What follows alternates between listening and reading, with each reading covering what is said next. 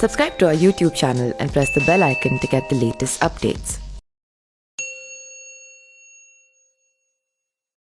नमस्कार, मैं पिंटू सिंह यादव आप सभी का स्वागत करते हैं न्यूज लाइव में। दोस्तों 2022 में विधानसभा चुनाव उत्तर प्रदेश देश के सबसे बड़े सूबे का विधानसभा चुनाव है और इसको लेकर सरगर्मियां तेज हो गई है और कई सारी पार्टियों का गठबंधन अलग अलग दलों के साथ हो रहा है। तो वहीं कई सारी पार्टियां दिग्गज नेताओं को अपने पार्टी में शामिल कर चाहती है कि वो अच्छे खासा सीटों पर दबदबा बना सके और पूर्वांचल के जो राजनीति है उसमें अपनी एक अहम भूमिका निभा सके। लेकिन आपको पता होगा कि कल अखिलेश यादव के साथ ओम प्रकाश राजभर का गठबंधन हो गया। हालांकि सीटों का बंटवारा को लेकर जब कंफर्मेशन आ जाएगी देन फाइनली जो है वो दल एक साथ मिलकर प्रचार में जुट जाएगा। लेकिन इन सभी के बावजूद एक नाम काफी ज्यादा चर्चा में रहता है और वो बांदा जेल में बंद मुख्तार अंसारी को लेकर। मुख्तार अंसारी को ऑलरेडी बहुजन समाज पार्टी यानी कि जो सुप्रीमो मायावती हैं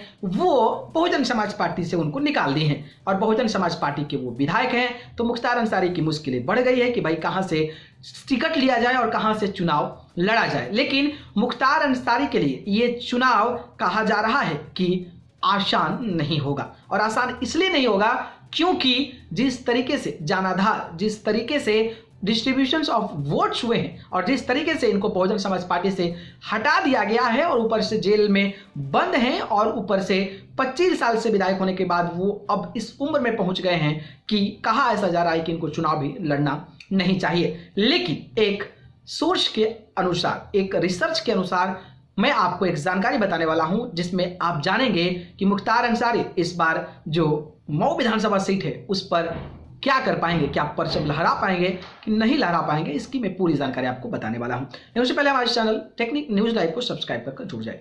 शुरू करते हैं और आपको बताते हैं।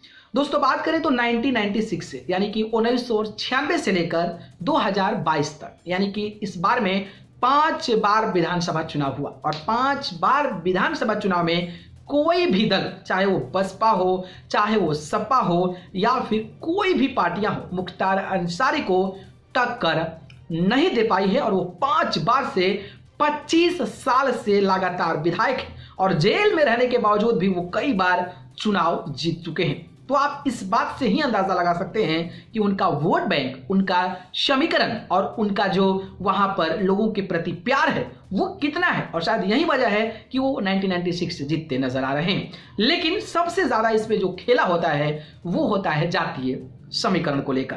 जी हाँ, बात करें तो जिस विधानसभा सीट से मुख्तार अंसारी विधायक हैं वहां पर मुस्लिम जो वोटर हैं, अगर वो जिधर वोट दे दिए ना उधर का कैंडिडेट एकदम जितना पक्का है और मुस्लिम जब कैंडिडेट खड़ा हो जाए तो फिर मुस्लिम वोटर्स किधर इकट्ठा होंगे इसका अंदाजा आप बखूबी लगा सकते हैं। वही बात करें तो इस सीट पर जो मुस्लिम वोटर्स हैं वो 1,15,000 से ज्यादा है। 1,15,000 से ज्यादा मुस्लिम वोटर्स हैं। तो आप अंदाजा लगाइए कि इसके अलावा 1 लाख किसी भी जाति का जो वहां पर वोटर्स है वो नहीं है। इसके अलावा मैं बात करता हूं तो अनुसूचित जाति जो SC ST कहा जाता है उस पर 1,20,000 वोटर्स हैं। यादव की बात करता हूं तो 45,000 से ज्यादा वोटर्स हैं। वहीं राजभर की बात करता हूं तो 45,000 से राजभर का भी ज्यादा वोट बैंक है। अब बात आती है कि बसपा से जब चुनाव लड़ते हैं मुख्तार अंसारी तो अनुसूचित जाति का वोट बैंक काफी तगड़ा है, ठीक है, और मुस्लिम वोटर भी काफी ज्यादा तगड़े हैं। तो जब मुख्तार अंसारी BSP को मिला तो ऐसे ही वो चुनाव जीत जाते हैं। और जब कौमी एकता दल से चुनाव लड़े थे तो कौमी एकता दल से जब चुनाव लड़े थे तो उस समय मुस्लिम वोटरों का झुकाव हुआ था और वह ऐसे ही चुनाव जीत गए। लेकिन इस बार अलग चीजें देख रही है, ना कौमी एकता दल है ना समाजवादी पार्टी में अभी तक मुख्तार अंसारी शामिल हैं और ऊपर से बहुजन समाज पार्टी से हटा दिया गया है।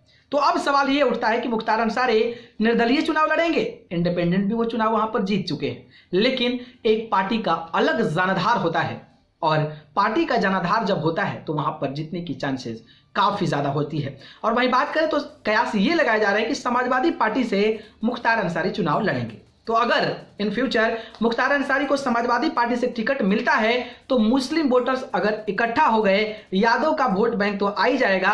इसके अलावा ओम प्रकाश राजभर जब शामिल हुए तो राजभर का भी 45,000 वोटर्स हैं, तो 45 और यादव 45, 90,000। मुस्लिम वोटर्स अगर 1 लाख वोट मिलता है तो 2 लाख, ऐसे ही मुख्तार अंसारी जीत पाएंगे। लेकिन कहा ऐसा जा रहा है कि बहुजन समाज पार्टी जो है वो किसी मुस्लिम कैंडिडेट पर ही खेला कर सकती है, तो ये कहीं ना कहीं एक अड़चन हो सकता है। लेकिन अब देखना दिलचस्प होगा कि चुनाव जब आता है तो आखिरकार ये कौन सा समीकरण बनता है और मुख्तार अंसारी फिर से झंडा लहरा पाते हैं कि नहीं लहरा पाते हैं। खैर, इस पर आपकी क्या राय है कमेंट बॉक्स में बताइएगा।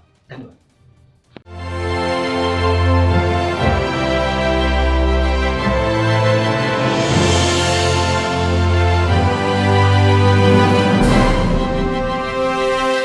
Subscribe to our YouTube channel and press the bell icon to get the latest updates.